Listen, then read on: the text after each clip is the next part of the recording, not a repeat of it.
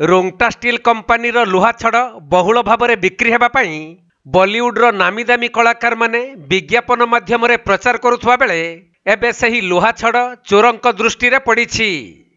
आउ सही लुहा छड़ को चोरी करिथिबा दुई अभियुक्तंकु झारखंड राज्य आदित्यपुर बड़बिल पुलिस गिरफ करिछि। गिरफ अभियुक्त माने हेले हजारीबाग अंचलर राजेंद्र राणा और टाटा आदित्यपुर धीरजगंज अंचलर रंजित कुमार सिन्हा। मिलिथिबा सूचना अनुसार जेन ट्रेडर्स नामक एक कंपानी कानपुर सहर को 34 मेट्रिक टन रोंगटा टीएमटी लुहा छड़ नेबा पई केन्दुझर जिला बड़बिल थाना अंतर्गत कारखेंडरा थिबा रोंगटा स्टील कंपानी को एक 18 चकिया ट्रलर आसीथिला।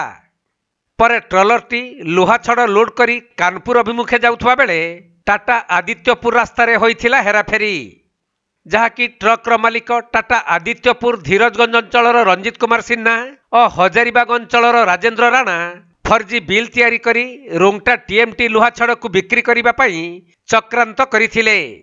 आउ दुई अभियुक्त 10 मेट्रिक टन लुहा छड़ को एक टाटा 407 गाड़ी रे लोड करी सही 18 चकिया ट्रलरटी को मध्य काटी स्क्रैप करी बिक्री करिबा पई नेउथबा समय रे बड़बिल पुलिस अतर्कित चढ़ाऊ करी उक्त दुईटी गाड़ी को जबत करने सहित 10 मेट्रिक टन लुहा छड़ और अभियुक्तों ठारू 1.5 लाख टंका जबत करिसंती।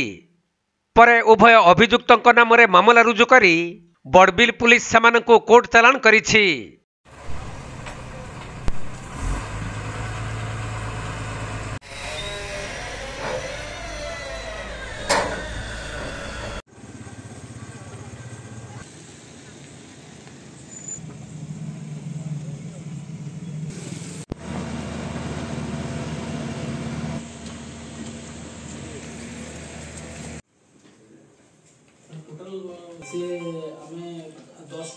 केन्दुझर जिला बड़बिल दीपेश कुमार बेहरा रिपोर्ट, कोणार्क लाइव।